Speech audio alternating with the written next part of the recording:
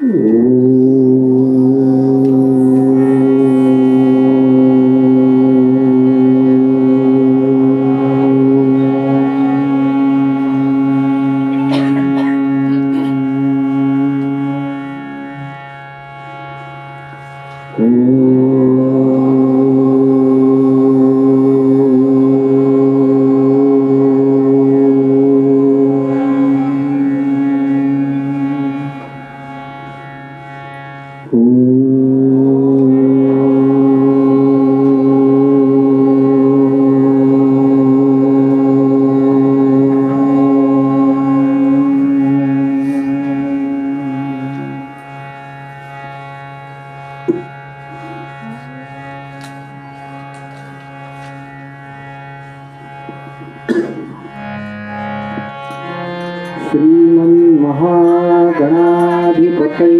नमः। श्री सरस्वत्यै नमः। श्री गुरुभ्यो नमः। यदालम्बोदरं हन्ति सतां प्रत्युपसम्भवं पदारलम्बे दयालम्बं लम्बोदरपदाम्बुजम् शारदा शारदां भोजवदना वदनाम्बुजे सर्वदा सर्वदास्माकं सन्निधिं सन्निधिं क्रियात्। नमस्तस्मै भगवते नारदाय महात्मने कामक्रोधविहीनाय ऋषीणां प्रवराय च।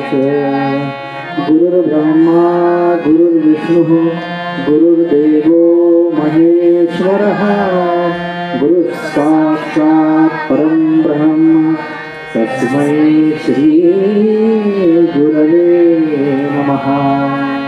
नमोस्तुते व्यासविशालबुद्धे फुल्लारविन्दायतपत्रनेत्र येन त्वया भारततैलपूर्णः प्रज्वालितो ज्ञानमयः प्रदीपः। जयांसा जनी जन्मनामार्थजाला जयामे सदा वासनाकेला। जयांसा मुखी सर्वदा नामकीर्ति नमस्कार त्या ब्रह्मचैतन्यमूर्ती। तुका सारिखे पूर्णवैराग्य जासे वसिष्ठा परिज्ञानयोगेश्वरासि। कवी वाल्मिका सारिखा मान्यसा नमस्कार माझा सद्गुरु रामदासा। अलंकापुरी पुण्यभूमी पवित्र जिथे नांदतो ज्ञानराजा सुपात्र। जया आठवीता महापुण्यराशी नमस्कार माझा सद्गुरु ज्ञानेश्वरांची। समचरण सरोजं सांद्र नीलांबुदाभं जगन्निहित पाणिं मण्डनं मण्डनानां। चरणतुलसीमाला कंधरं कञ्जनेत्रं सदयधवलहासं विठ्ठलं चिन्तयामि। कैलासराणा शिवचन्द्रमौळी फणीन्द्रमाथा मुकुटिधराळि। कारुण्यसिन्धु भवदुद्धारि तुझवीर शम्भो मयकोमकारि। मूकं करोति वाचालं पङ्गुल्लङ्घयते गिरिं यत्कृपातमहं वन्दे परमानन्दमाधवम्। वसुदेवसुतं देवं कंसचाणूरमर्दनं देवकी परमानन्दं कृष्णं वन्दे जगद्गुरुं। शान्ताकारं भुजगशयनं पद्मनाभं सुरेशं विश्वाधारं गगनसदृशं मेघवर्णं शुभाङ्गं लक्ष्मीकान्तं कमलनयनं योगिभिर्ध्यानगम्यं वन्दे विष्णुं भवभयहरं सर्वलोकैकनाथं। गोपाल कृष्ण भगवान की जय। गोपाल कृष्ण भगवान की जय, गोपाल कृष्ण भगवान की जय।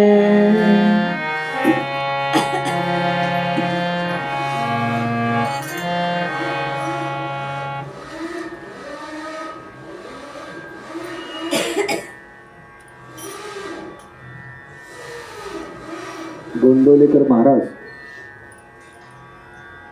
ज्या वेळेला चैतन्य स्वरूपामध्ये होते त्यावेळेचा प्रसंग आहे।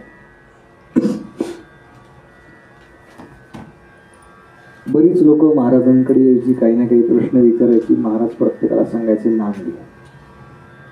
महाराज अमुक अमुक अडचण आहे, कशाने सुटेल ती अडचण, कशाने जाईल ते सगळं महाराज म्हणायचे नाम घे। आणि असा सगळा ते सभागृह जे आहे ते सगळं खचाखच भरलेलं आहे। महाराजांचं प्रवचन झालं होतं आणि लोक दर्शनाला येत होते, गर्दी होती प्रचंड। आणि आपण जसं काही ना काही देतो आपल्या गुरूंकडे गेल्यावरती त्यांना, तसं एकाने छान पेढ्याचा पुडा आणला होता महाराजांना। त्यांनी तो महाराजांना दिला। महाराजांच्या हातात पेढ्याचा पुडा आहे। बाकी एक एक जण येत आहेत दर्शनाला, काही ना काही विचारतात। तेवढ्यात एक जण आला जो नुकताच त्या सगळ्या गर्दीमध्ये सामील झाला होता। त्यांनी महाराजांना विचारलं, महाराज तुम्ही सांगता की नाम घ्या नाम घ्या, ते मला जरा सांगता का नाम कसं घ्यायचं?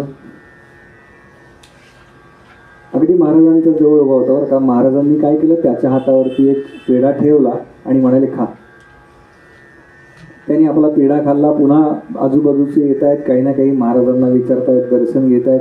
5-7 मिनिटं मध्ये गेली, यानं पुन्हा महाराजांना विचारलं, महाराज ते नाम कसं घ्यायचं सांगता का?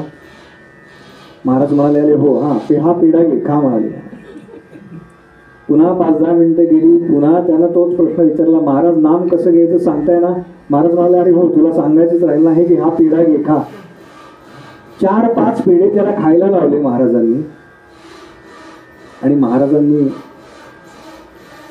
त्याला सांगितलं, म्हणाले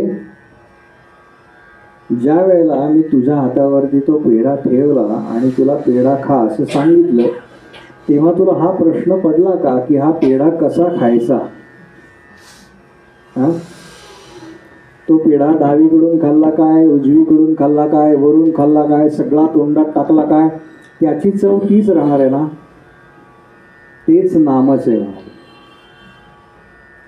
नाम कसं घ्यायचं तर ते कसंही घ्या, त्याचा अपेक्षित तो परिणाम होणारच आहे। या न्यायानं छान टाळी वाजवा आणि नाम घ्या मुखानं। श्रीमद भागवताचा जो महामंत्र आहे त्या महामंत्राचा जप करू।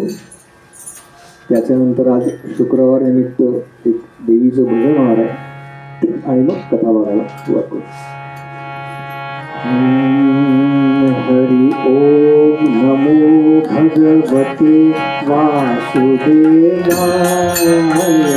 हरि ओम नमो भगवते वासुदेवाय।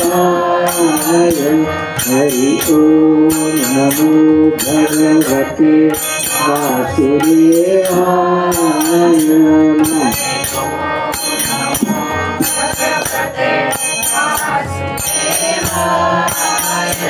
हरि ओम नमो भगवते वासुदेवाय।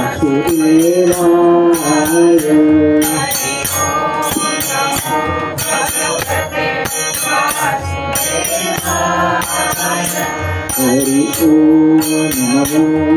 भगवते वासुदेवाय।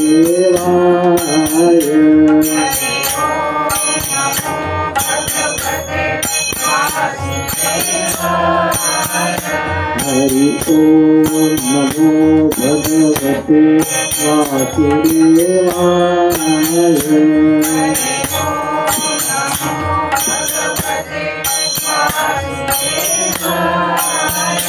हरि ओम नमो भगवते वासुदेवाय। हरि ओम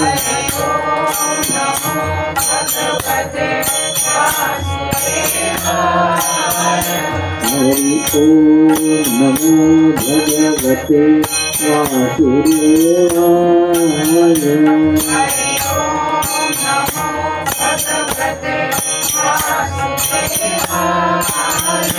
हरि ओम नमो भगवते वासुदेवाय। हरि ओम नमो भगवते वासुदेवाय।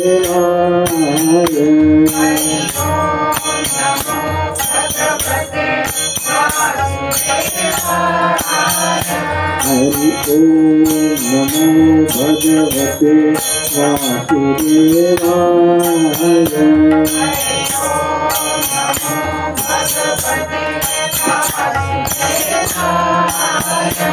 हरि ओम नमो भगवते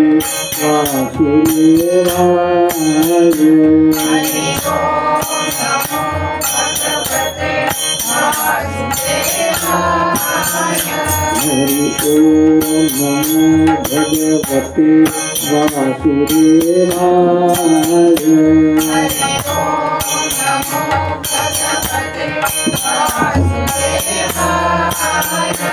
हरि ओम नमो भगवते वासुदेवाय।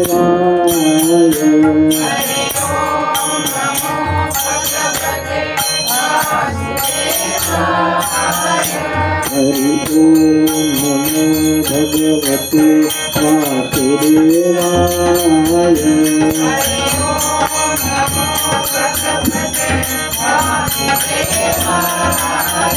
हरि ओम नमो भगवते वासुदेवाय।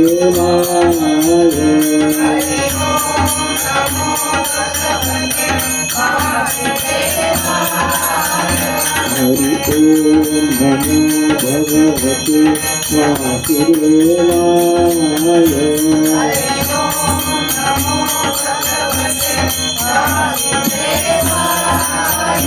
हरि ओम नमो भगवते वासुदेवाय।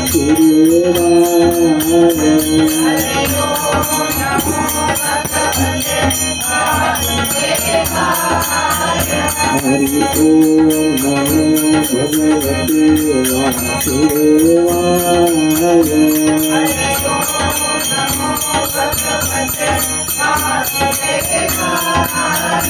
हरि ओम नमो भगवते वासुदेवाय।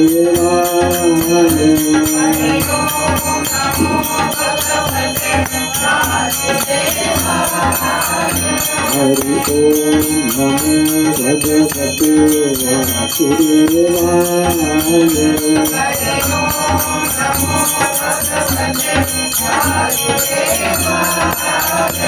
बोला कुंडलिका वरदे हरि विठ्ठल श्री ज्ञानदेव तुकाराम पंढरीनाथ भगवान की जय। माऊली ज्ञानेश्वर महाराज की जय। जगद्गुरु संत श्रेष्ठ तुकाराम महाराज की जय। जय रघुवीर समर्थ मंगलमूर्ति मोरया।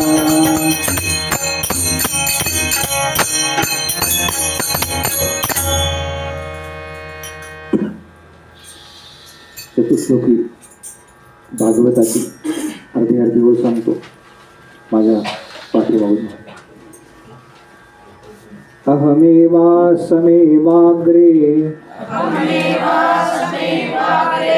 नान्यत् यत्सदसत्परम् पश्चादहं यदेतच्च यो वशिष्येत सोऽस्म्यहम् ऋतेऽर्थं यत्प्रतीयेत न प्रतीयेत चात्मनि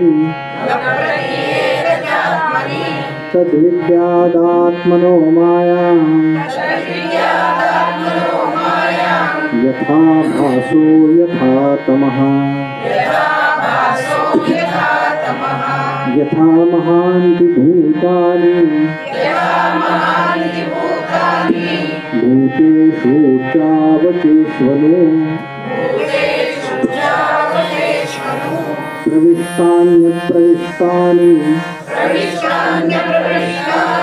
तथा तेषु न तेष्वहम्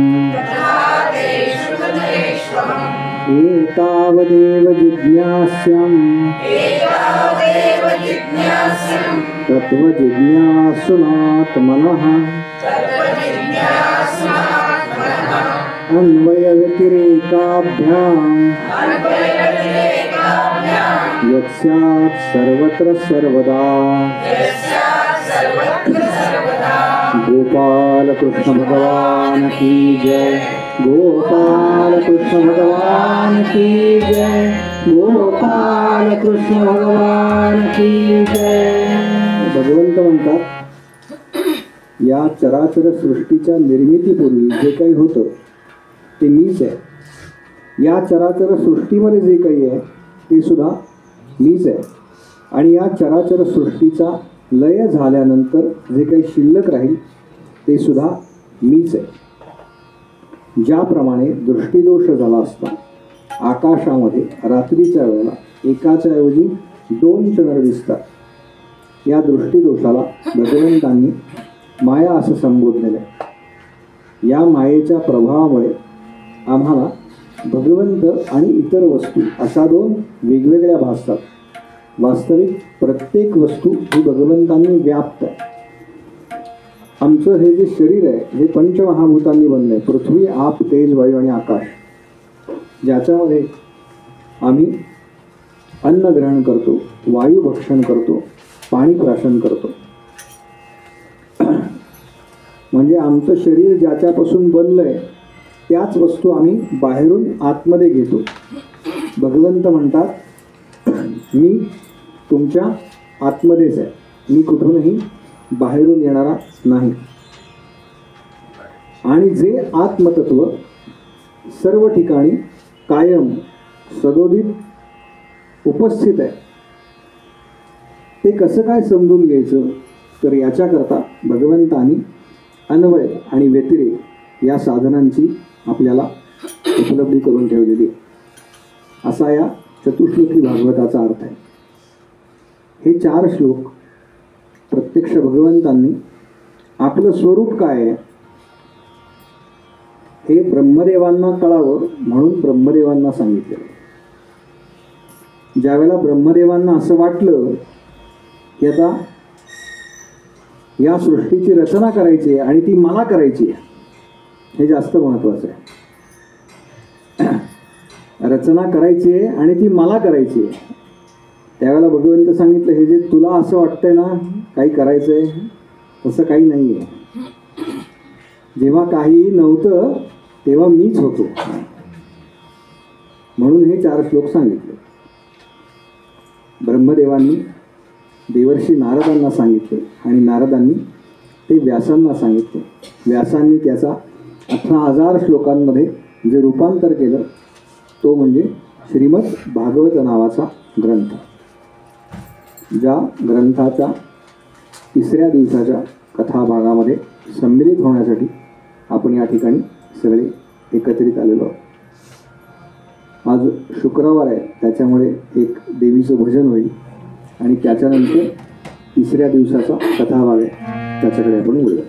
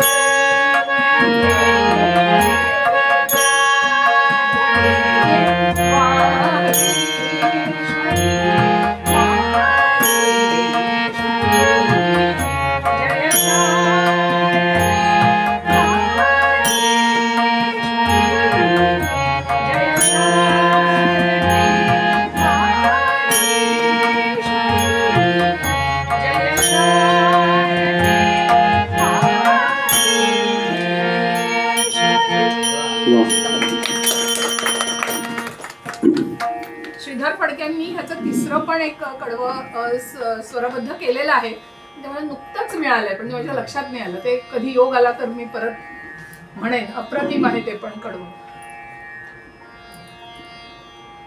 भागवत हा असा ग्रंथ आहे जो प्रत्येकाला काही ना काहीतरी देतो. मला काय मिळालंय भागवतातनं, म्हणजे या भागवतातनं काय मिळालं याचा प्रत्येकाने विचार करायला पाहिजे. बरं, माझी उपलब्धी काय आहे या भागवताची, तर मला डिसेंबर महिन्यामध्ये अजून एक भागवत कथा मिळाली. त्यामुळे मी आत्ताच सगळ्यांसमोर साथीदारांना सांगतोय की डिसेंबर मध्ये सप्ताह करायचा आपल्याला. आम्हाला मिळाली आता, म्हणजे इथून पुढे मला नाही, आम्हाला मिळाली असं सांगायला हरकत नाही. आपण जे दशावतार म्हणतो भगवंतांचे, भागवतामध्ये 24 अवतार सांगितले. हे 24 अवतार कोणकोणते हे फक्त आपल्याला सांगतो. आणि आज थोडासा पहिला भाग आपण थोडं ज्याला झोपेकरता उपयुक्त अशी जी गोष्ट आहे ती म्हणजे तत्वज्ञानाचा काही भाग तो ऐकणार आहोत. ज्यांना तो कळला त्यांनी तो समजून घेण्याचा प्रयत्न करा, आणि ज्यांना ते कळलं नाही समजा सांगितल्यावर, तरी किमान आपल्याला यातलं काहीच कळत नाहीये हे तरी कळेल आपल्याला. तेही महत्वाचं आहे ना, मला काय कळत नाही हेही महत्वाचंच आहे. सनत, सनंदन, सनातन आणि सनत कुमार या चौघांना मिळून भगवंतांचा एक अवतार म्हटला जातो. तो पहिला अवतार भगवंतांनी घेतला असं म्हणतात. आता हे काही क्रमाने नाही आहेत, पण 24 अवतार जे भागवतामध्ये सांगितले त्याचा ते कोणकोणते आहेत ते सांगतो. त्याच्यानंतर वराह अवतार, ज्याची कथा आपण बघितली. ऋषींमध्ये देवर्षी नारद हा भगवंतांचा अवतार सांगितला. त्याच्यानंतर नरनारायण हा जो अवतार आहे तो एक भगवंतांचा अवतार सांगितला. त्यानंतर कपिल मुनी, दत्तात्रेय भगवान, यज्ञ आपण जो करतो एखादा यज्ञ याग, दोन वेगवेगळ्या गोष्टी आहेत, त्यातला यज्ञ हा भगवंतांचा अवतार आहे. त्यानंतर ऋषभदेव, राजा पृथू, मत्स्य अवतार. काल जो एक कोणीतरी म्हणलं मत्स्य, भगवंतांनी कुठला अवतार घेतला त्यावेळेला, तर मत्स्य. तर मत्स्य अवतार आहे त्या 24 अवतारांमधला आहे तो. त्यानंतर कच्छ अवतार म्हणजे कासवाचा अवतार भगवंतांनी घेतला समुद्र मंथनाच्या वेळेला.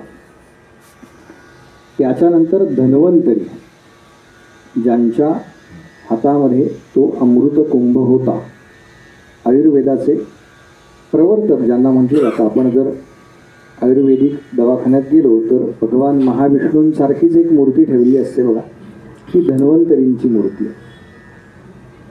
त्याच्यानंतर मोहिनी अवतार जो आपण समुद्र मंथनाच्या वेळेला पाहतो तो भगवंतांचा अवतार. त्यानंतर नरसिंह, वामन, परशुराम, व्यास, राम, बलराम, श्रीकृष्ण, बुद्धावतार किंवा बद्धावतार ज्याला असं म्हणतात तो, कल्की किंवा कलंकी जो कलियुगाच्या शेवटी होणार आहे तो, आणि हंस आणि हयग्रीव या रूपाने असे एकूण 24 अवतार भगवंतांचे जे भागवतात सांगितले ते असे 24 आहेत. आपण पाहिलं वराह भगवंतांनी पृथ्वी स्थित केली अंतरिक्षामध्ये, आणि त्याच्यावरती आता वसती व्हायला लागलेली आहे. सगळे जे वेगवेगळे ऋषी आहेत ते ऋषी पत्न्या, त्यांचं कुटुंब, असं सगळं आता त्या ठिकाणी राहायला लागलेलं आहे. आणि कर्दम नावाचे एक मुनी आहेत, ब्रह्मदेवांपासूनच यांची निर्मिती झालेली आहे. त्यांची प्रचंड तपश्चर्या झालेली आहे. आता तपश्चर्या करायची ती कशा करता करायची, तर काही पाहिजे म्हणून करायची नाही ना, मोक्षाकरता, मुक्तीकरता तपश्चर्या आहे. पण कर्दम ऋषींना असं वाटतंय की माझ्या पोटी भगवंतांनी अवतार घ्यावा, म्हणजे मला आपत्य प्राप्ती व्हावी. याचं कारण असं आहे, आधीच्या कुठल्या तरी जन्मातली त्यांची ही इच्छा अपूर्ण राहिलेली आहे. म्हणून मी पहिल्या दिवशी सांगितलं ना, मर्सिडीज गाडी गेली आपल्या समोरून आणि आपल्याला वाटलं एकदा बसावं त्याच्यामध्ये, आपल्याकडे असावी ती, तर ती एकटं घेण्याचा प्रयत्न करावा किंवा त्या इच्छेचा त्याग करावा. नाहीतर ते जोपर्यंत नाही तोपर्यंत पुन्हा आहे. पुनरपि जननम पुनरपि मरणम पुनरपि जननी जठरे शयनम यह संसारे बहुदुस्तारे कृपया पारे पाहि मुरारे. हे करायचं नसेल तर शंकराचार्य काय म्हणाले, काय करा मग, भज गोविंदम भज गोविंदम भज गोविंदम. कसं, मूढ मते. हा, फार तर्कवितर्क करू नका. आणि म्हणून त्यांची तपश्चर्या पूर्ण झाल्यानंतर जेव्हा भगवंत समोर प्रकट झाले तेव्हा त्यांनी आपली इच्छा भगवंतांना बोलून दाखवली. आणि त्यावेळेला कर्दम मुनींचा विवाह देवहूतीशी झाला. महाराज मनु आणि शतरूपा यांची एक कन्या आहे. तिच्याबरोबर विवाह झाला. कथा फार मोठी आहे, आपल्याला पुढचा भाग अधिक सखोल बघायचा आहे. त्यांना 9 कन्या झाल्या. त्यांचा खूप मोठा संसार सांगितला आहे. कशा पद्धतीने तो संसार केला. कर्दम ऋषींनी आपल्या सामर्थ्यानं विमान तयार केल्याचा उल्लेख आहे. म्हणजे आम्ही जे विमान म्हणतो राईट बंधूंनी केलं, त्याच्या आधी 5,500 वर्षापूर्वी इथे विमानाचा उल्लेख आहे आमच्याकडे. बरं, त्याच्या आधी रामायणात रावण काही 2 व्हीलरवरनं फिरत नव्हता.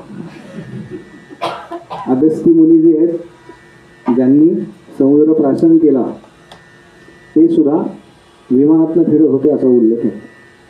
ते काही चालत किंवा 2 व्हीलरवरनं फिरत नव्हते. त्यामुळे तेव्हापासून आपल्या पुराणांमध्ये कथांमध्ये विमानांचे उल्लेख आहे. 9 कन्या झाल्या. आता 9 कन्या या काही सामान्य नाही आहेत. मुळात या नवविधा भक्ती आहेत. लक्षात घ्या, भागवत ही भक्ती, ज्ञान आणि वैराग्य या 3 गोष्टींमध्ये येणाऱ्याच कथा फक्त सांगतात.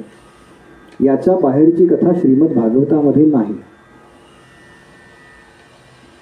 आणि ज्यावेळेला नवविधा भक्ती आपल्या सिद्ध होतात तेव्हा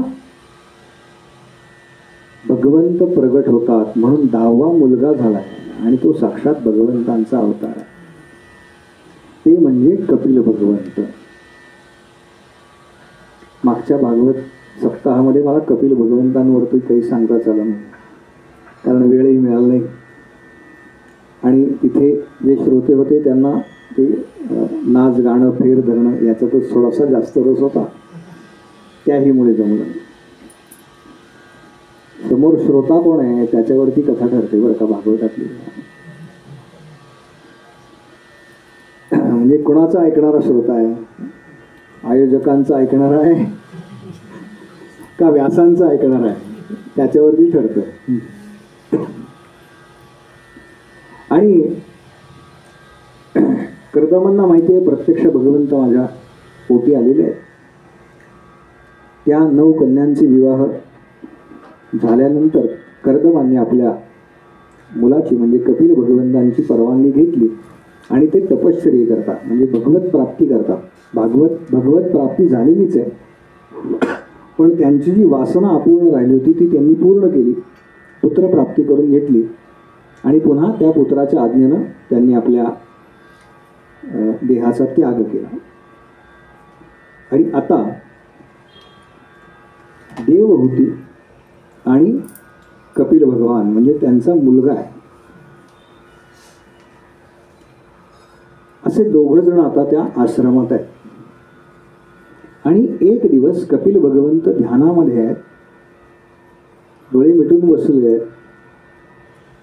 त्यावेळेला देवहूतीला याची जाणीव झाली की माझ्या पोटी जो जन्माला आलाय तो कोणी सामान्य नाही, ते प्रत्यक्ष परब्रह्म नावाचं सत नावाचं तत्व आहे. तेव्हा त्या तत्वाला हा सगळा पसारा काय आहे हे विचारावं. त्यामुळे या दोघांच्या संवादामध्ये ज्याला आपण श्रीमद भगवद्गीता त्यातला जो 2रा अध्याय सांख्ययोग, हा सांख्ययोग पहिल्यांदा कपिल भगवंतांनी इथे आपल्या मातेला सांगितलेला आहे.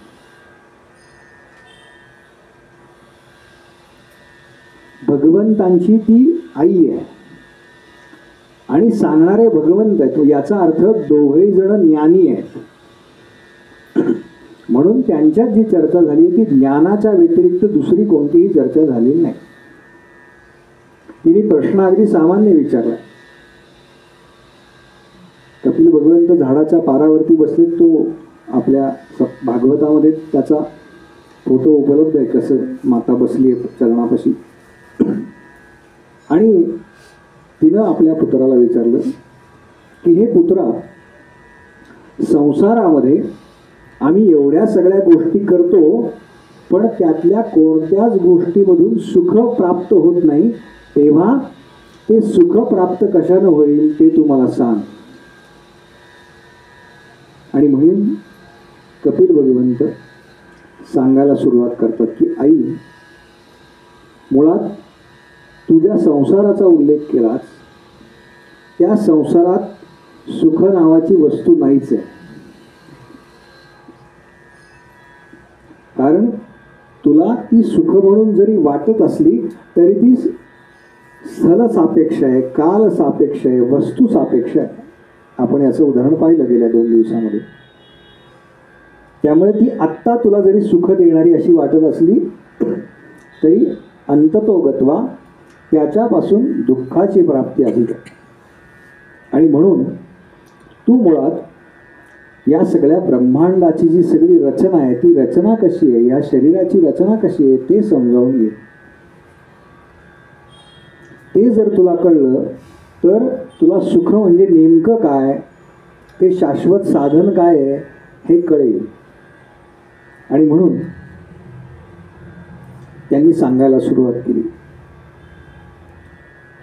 आपण देहाचे 4 प्रकार काल उजळते श्रवण केले. जो आपल्या सगळ्यांना दिसतो त्याला स्थूल देह असं म्हणतात. याच्यापेक्षा निराळा सूक्ष्म देह नावाचा देह जो आपल्या आतमध्ये स्थित आहे. आमचा जो परलोक गमनाचा प्रवास आहे तो या सूक्ष्म देहा मार्फत होतो.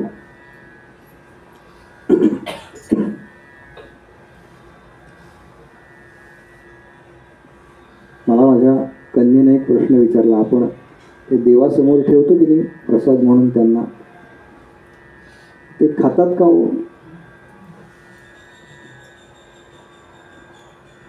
तेव्हा मी तिला उत्तर दिलं की भगवंत सूक्ष्म रूपानं खातात. ती म्हणाली पण सगळं का नाही खात ते, नाही का? लहान 6 वर्षाची आहे, 5-6 वर्षाची आहे, त्यामुळे 5-6 वर्षामध्ये असे प्रश्न पडतात. मी म्हणलं काय आहे, या पृथ्वीवरती खूप जण आहेत ना जे भगवंतांना असा नैवेद्य दाखवतात. त्या सगळ्यांकडचं भगवंतांना खायला लागतं की नाही, मग सगळ्यांकडचं थोडं थोडं खातात. तिला पटलंय. जेव्हा एखादी गोष्ट आपण पटवून घेतो तेव्हा ती पचवणं सोपं जातं. मग स्थूल का सूक्ष्म हा विषय त्यांना फार काही कळलेला नसतो. असा तो सूक्ष्म देह आहे. त्याच्यानंतर कारण देह आहे आणि महाकारण देह आहे. असे 4 प्रकार देहाचे सांगितले. हे थोडंसं जड जाईल बरं का, पण हे कपिल भगवंत आपल्या मातेला सांगतात. दोघेही ज्ञानी आहेत म्हणून त्यांचा जो संवाद आहे तो ज्ञान मार्गातनं चाललेला आहे. भगवंतांनी गीतेमध्ये सांगितले, अर्जुना मला कोण आवडतं? मला भक्त आवडतात, पण नुसते भक्त नाही आवडत रे, मला ज्ञानी भक्त आवडतात. आणि मनुष्य जन्माला आल्यानंतर ज्ञान प्राप्त करून घेण्याची जी बुद्धी आहे ती केवळ याच प्राण्याला आहे.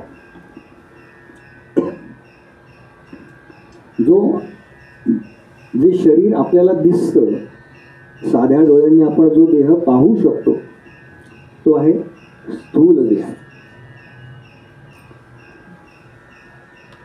त्याच्यानंतर ज्याला आपण पंच ज्ञानेंद्रिय, पंच कर्मेंद्रिय, बुद्धी ना, एखादा मनुष्य बुद्धिमान आहे असं आपण म्हणतो की नाही.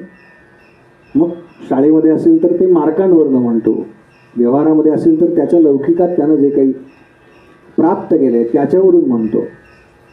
आणि त्याची जी वृत्ती आहे, संकल्प करण्याची वृत्ती, या सगळ्यापासून जो तयार होतो त्याला सूक्ष्म देह असं म्हणतात.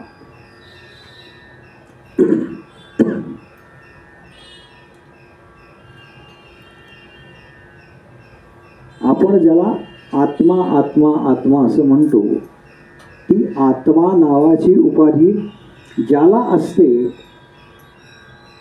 तो देह म्हणजे कारण देह होय. आणि या तीनही देहांच्या पलीकडचा जो सांगितलाय तो महाकारण देह सांगितलाय, की ज्याच्यामध्ये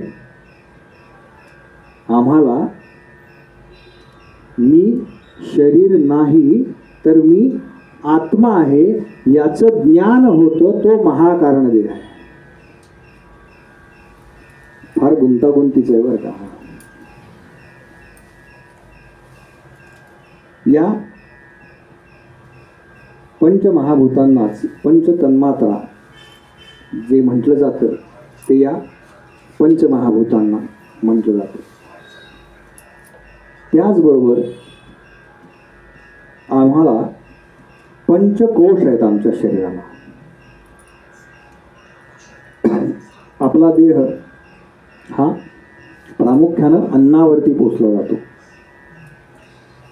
त्याच्यामुळे अन्नमय कोश आहे, प्राणमय कोश आहे, मनोमय कोश आहे, विज्ञानमय कोश आहे. आणि या सगळ्याच्या खरं तर आतमध्ये येतो, पण या सगळ्याच्या बाहेर जो आहे तो आनंदमय नावाचा कोश आहे. आणि भगवंत म्हणतात हेच तर माझं स्वरूप आहे. काय भगवंतांचं स्वरूप? सत चित आनंद. त्या आनंद स्वरूपापर्यंत जाण्याकरता आमचा सगळा प्रवास चालू आहे. फार मोठं वर्णन या सगळ्याचं भागवतामध्ये आलेलं आहे. त्यातला आपल्या मातेला जो योग सांगितला कपिल भगवंतांनी, जो अत्यंत कठीण आहे असं म्हटलं जातं, तो म्हणजे नाथ पंथामध्ये हे जे सगळे होऊन गेले ना, त्या सगळ्यांनी ज्याचा अवलंब केला तो हठयोग नावाचा, अष्टांग योग नावाचा योग. माऊली योगी होत्या बरं का. हे जे सगळे योगी आहेत ना ते या प्रकारातले. आपण जे आत्ता रामदेव बाबांची आसनं करतो ती शरीर शुद्धता या हेतून जरी करत असलो तरी प्रत्यक्षामध्ये भगवत प्राप्तीचं ते एक साधन सांगितलेलं आहे. त्या मार्गानं जो मार्ग मला सुकर वाटतो, मला नामस्मरण सुकर वाटतं, तर मी नामस्मरणानं त्या मार्गावरती जाऊ शकतो. मला योगासनं आपण जी करतो ना ती आता व्यवहारामध्ये काय शरीर चांगलं राहावं, निरोगी राहावं याच्याकरता केली जातात, पण प्रत्यक्ष भगवत प्राप्तीचे ते वेगवेगळे मार्ग आहेत ज्याच्यामध्ये यम, नियम, आसन, प्राणायाम, प्रत्याहार, धारणा, ध्यान आणि समाधी असे अष्टांग प्रकार सांगितले. 8 अंग त्याची सांगितले. संध्येमध्ये यातल्या काही अंगांचा समावेश आहे. संध्या म्हणजे संध्याकाळी करतात ती संध्या. एक जण म्हणले बा मला महाराज ते इव्हिनिंग म्हणजे संध्या ना. इव्हिनिंग म्हणजे संध्या मुळात संधिकाल, तो जोडणारा जो समय आहे त्या सगळ्याला सूर्याला अर्घ्य झालेला असला पाहिजे, त्यावेळेला तो अर्घ्य द्यायचा आहे.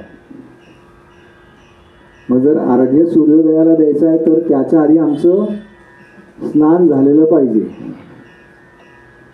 त्यावेळेला स्नान होण्याकरता त्याच्या आधी किमान अर्धा ते पाऊण तास आम्ही उठलेलो पाहिजे.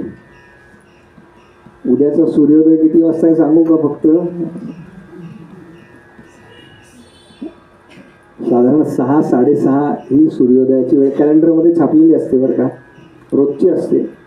ज्यांना अगदीच म्हणजे खरंच उगवतो का या वेळेला असं वाटत असेल त्यांनी रात्री झोपताना बघा काय वेळ आहे आणि पहाटे त्या वेळेला टेरेसवर जाऊन बघायचं, हा आहे का, आलाय का बाबा. संध्या हा आमच्या जीवनाचा एक महत्त्वाचा घटक आहे.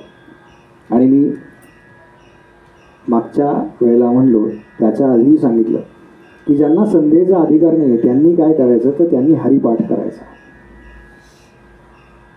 दोन्ही मध्ये सारखीच ताकद आहे.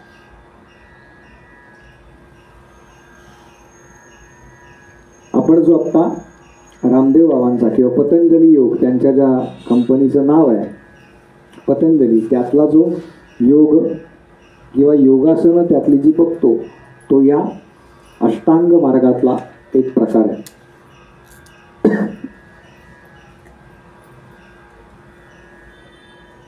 यम म्हणजे काय तर काही सामाजिक भान बाळगणं.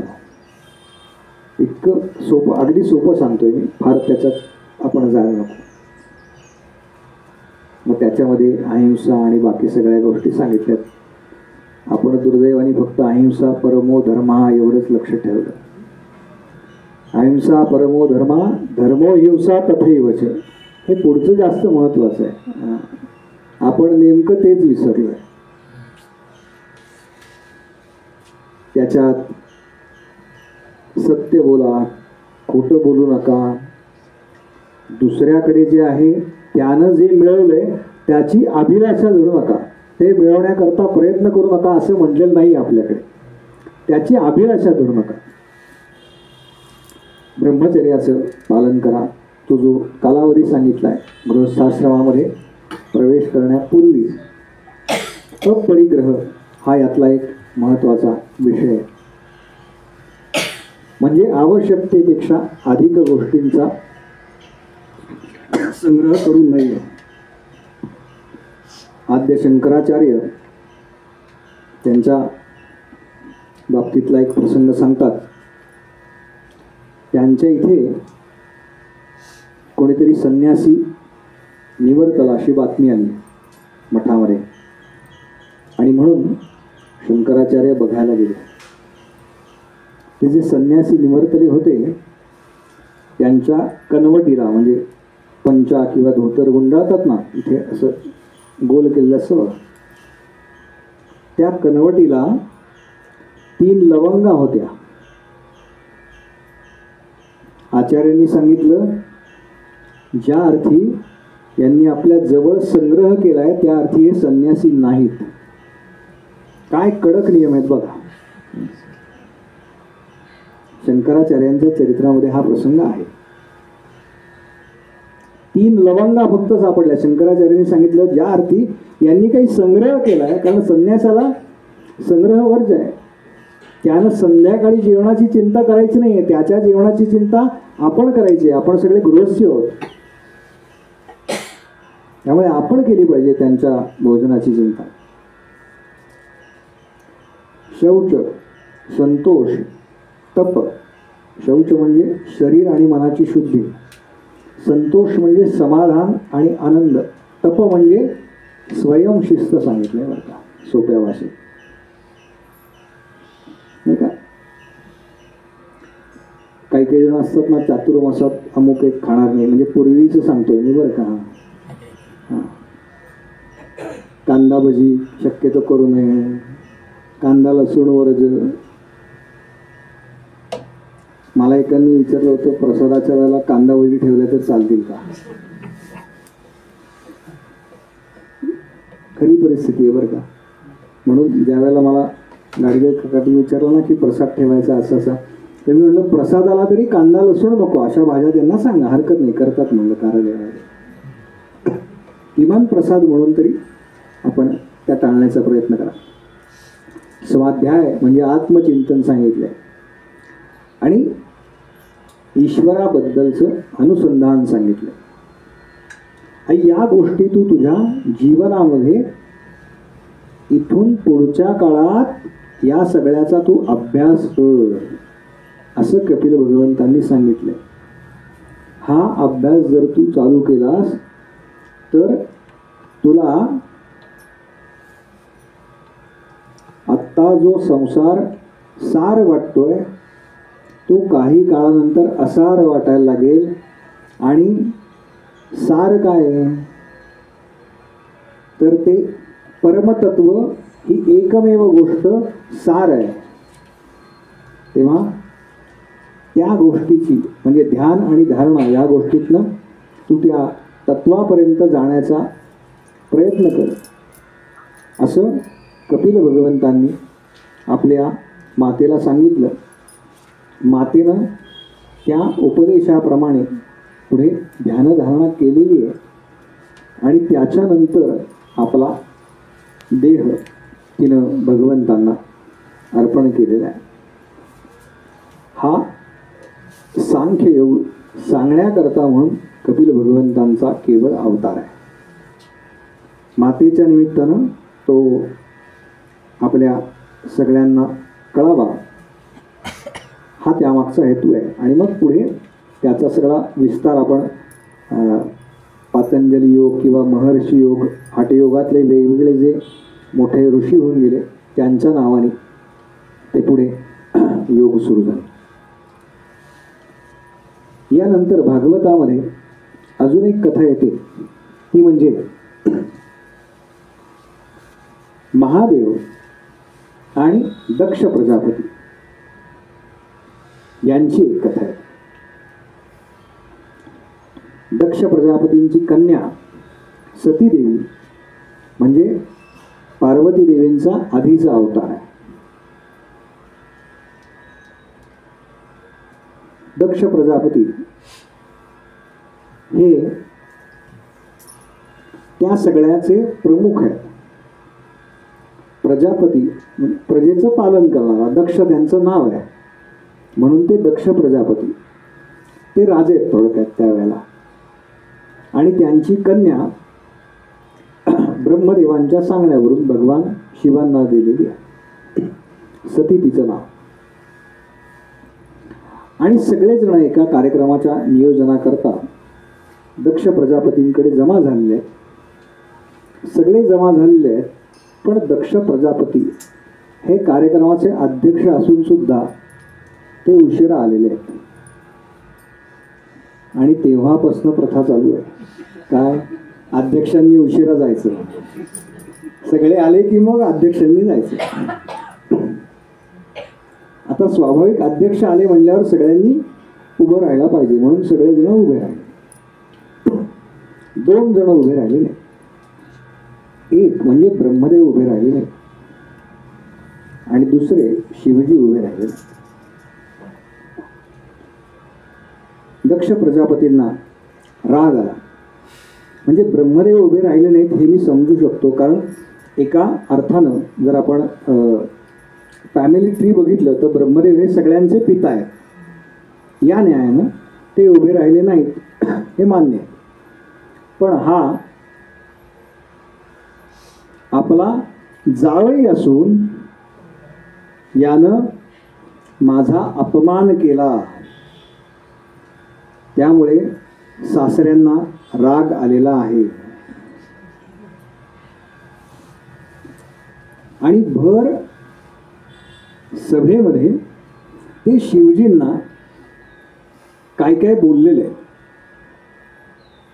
तुम्ही सगळेजण म्हणाले हा शिवय शिवय. वास्तविक हा अशिव आहे. शिव याचा अर्थ पवित्र, अशिव याचा अर्थ अपवित्र. याचं कारण काय आहे तर याचे मित्र कोण आहेत तर भूत प्रेत पिशाच हे सगळे याचे गण आहेत. राहायला याला घर नाही धड. तरी मी म्हणत होतो माझी मुलगी याला द्यायला नको पण ब्रह्मदेवांनी आग्रह केला म्हणून मी माझी मुलगी याला दिली. आणि कसा फिरतो बघितलं का याच्याकडे अंगावर धड कपडे सुद्धा नाहीत याच्या. व्याघ्रचर्म किंवा मृगाजीन काय ते गुंडाळलेलं असतं, सगळ्या अंगाला चिताभस्म फासलंय. कसा आहे म्हणाले, हा कसा दिसतो? असा बराच अपमान शिवजींचा त्यांनी त्या यज्ञामध्ये केलेला आहे. आपला एवढा अपमान होऊन सुद्धा शिवजी एका शब्दानंही त्यांना काहीही उलट बोललेले नाहीये. सगळ्या जावयांनी हे लक्षात ठेवा म्हणून सांगतोय. आणि ज्यांना जावई येणार आहे अशा जावयांना एकदा भागवत कथेला घेऊन या, म्हणजे त्यांना कळेल कसं वागायचं असतं. आणि पुढे जाऊन सतीदेवींना सुद्धा शिवजींनी तक्रार केलेली नाही, हे जास्त महत्वाचं आहे. सतीदेवींना एका चकार शब्दानं सुद्धा शिवजी बोललेले नाही. मध्ये बराच काळ निघून गेला आणि या दक्ष प्रजापतींनी एका यज्ञाचं आयोजन केलं.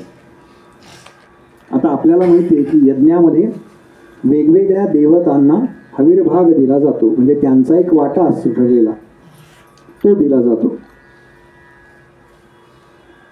पण बराच काळ लोटला तरी दक्ष यांच्या मनातनं शिवजींबद्दल जे होतं ते काही दूर झालेलं नाही, किलमिश. आणि म्हणून शिवांकडे आणि आपल्या कन्येला त्यांनी बोलवलेलं नाही.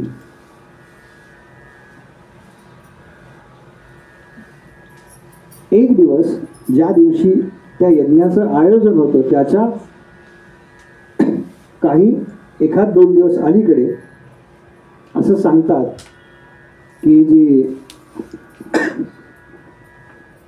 सती आहे ही कैलासावरती काही कामानिमित्त काही काम करत होती.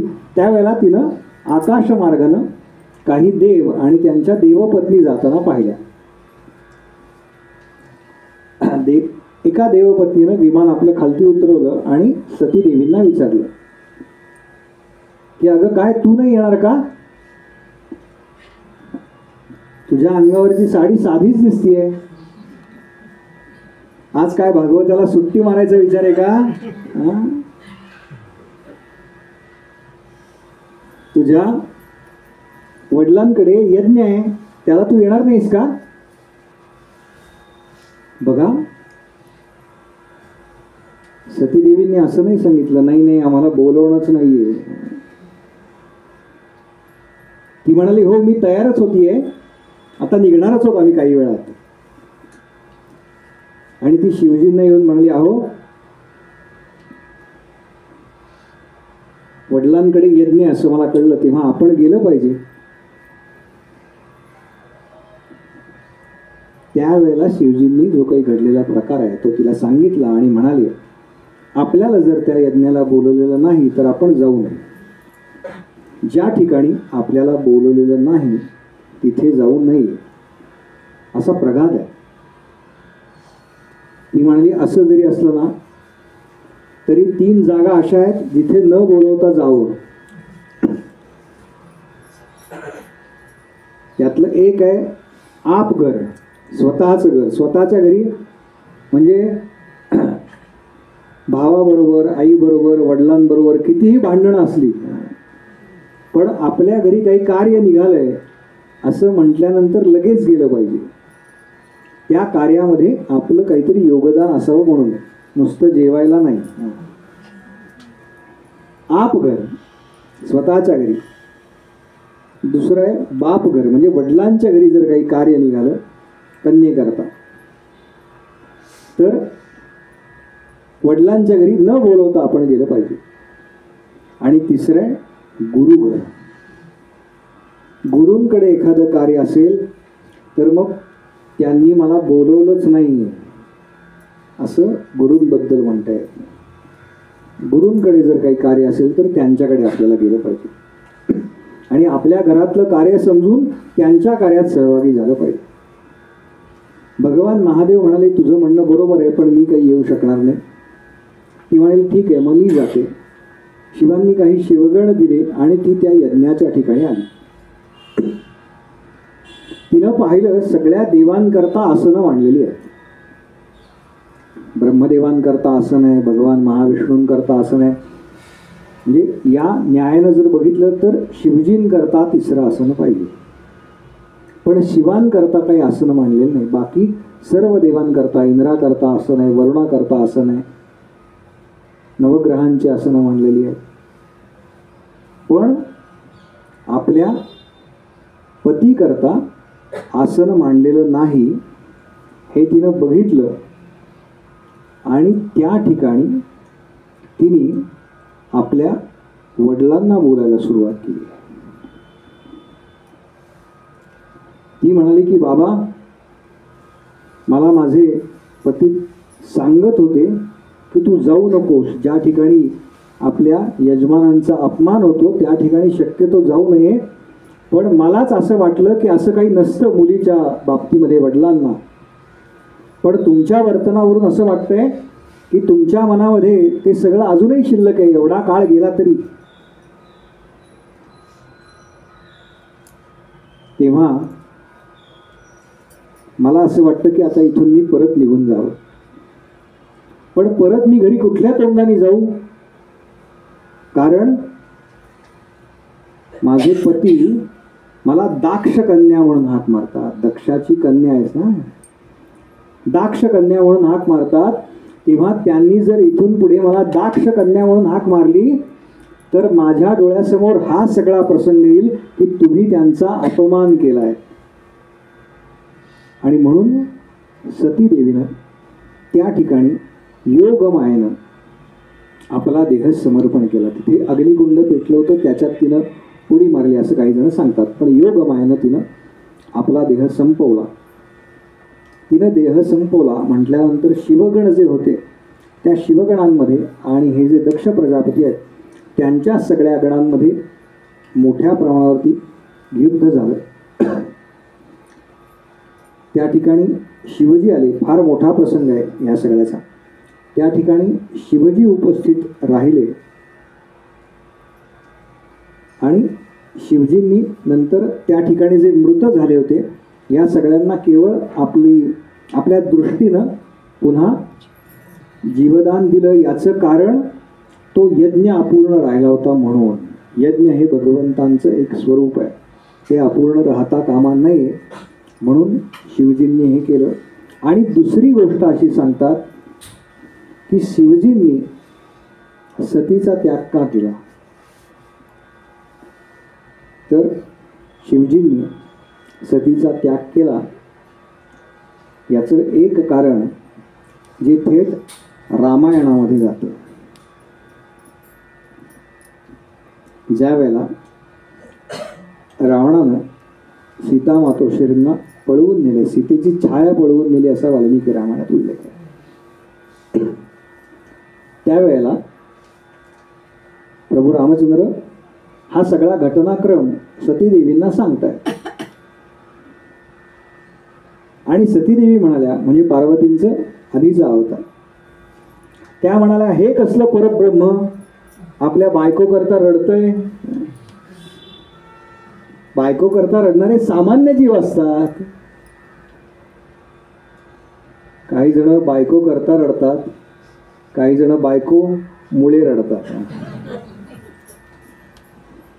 आपण कुठल्या प्रकारातले आहोत तेवढं फक्त. आणि त्यावेळेला त्या तत्वाची परीक्षा घेण्याकरता शिवजी नको म्हणत असताना सुद्धा सतीदेवी जानकीच्या रूपामध्ये एका शिलेवरती जाऊन बसल्या, शिलाखंडावरती जाऊन बसल्या.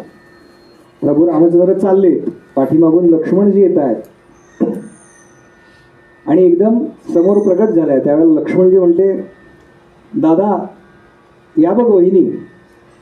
बरं, एवढं झाल्यावरती प्रभू रामचंद्रांनी काय केलं तर त्यांनी रस्ता बदलला बरं का. ते वळले डावीकडे पटकन, म्हणले नको. तर पुन्हा दुसऱ्या ठिकाणी प्रगट झाल्या. लक्ष्मणांनी पुन्हा दाखवलं. त्यावेळेला प्रभू रामचंद्र त्या ठिकाणी स्थिर झाले आणि सतीदेवींना साष्टांग प्रणिपात केला. आणि त्यावेळेला ती म्हणाली, तू का आई, म्हणून जे तुकाई नाव पडलं ते या सगळ्याचा अपभ्रंश म्हणून पडलं. आणि शिवजी विचार करतायत, मी ज्यांचा अखंड जप करतो, मी ज्यांचं अखंड ध्यान करतो, मी ज्यांची अखंड साधना करतो, त्यांनी माझ्या पत्नीला माता संबोधलेलं आहे, तेव्हा मला हिच्याबरोबर आता संसार करता येणार नाही, म्हणून मला हिचा त्याग करावा लागेल. हा त्याग करण्याकरता म्हणून भगवंतांनी रचलेली ही सगळी लीला आहे. मग पुढचा अवतार पार्वती देवींचा आणि मग तो सगळा मोठा भाग. आज जो आपण शिवपार्वती म्हणून कुटुंब पाहतो, मंगलमूर्ती गणेश आणि कार्तिकेय असं सगळं कुटुंब, हे त्या अवतारानंतरच आहे सतीदेवींच्या. अशा पद्धतीनं भागवतामध्ये शिवजी आणि दक्ष यांच्यामधलं जे वैर आहे त्याची एक कथा येते. आणि त्यानंतर भागवतामध्ये आपली साधना कशी असावी, आपली उपासना कशी असावी याच्याबद्दल एक कथा येते. त्या कथेकडे वळण्यापूर्वी एक क्षणभर नाम घेऊ. त्याच्यानंतर गॅस पेटवल्याचा आवाज मला आलेला आहे, त्याच्यामुळे चहा करता 10 मिनिटं थांबू आणि पुढच्या कथा भाग.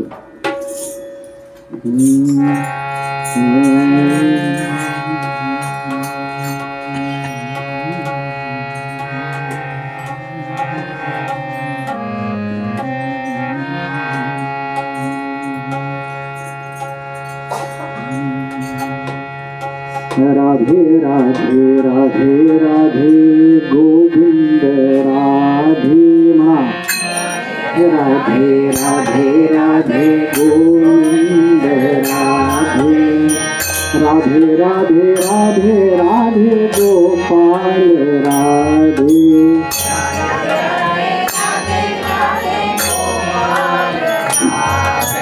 राधे राधे राधे राधे गोविंद राधे,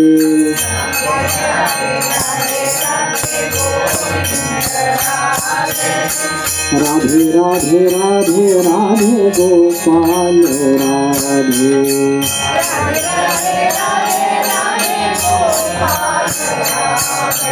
राधे राधे राधे राधे गोविंद राधे,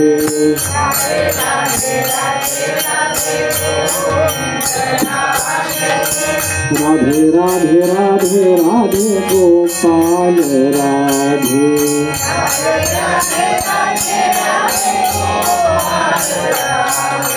राधे राधे राधे राधे गोविंद राधे,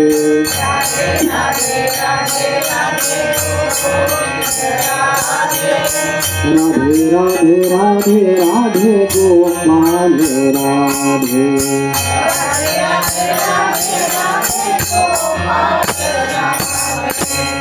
गोपाल कृष्ण भगवान की जय, गोपाल कृष्ण भगवान की जय, गोपाल कृष्ण भगवान की जय.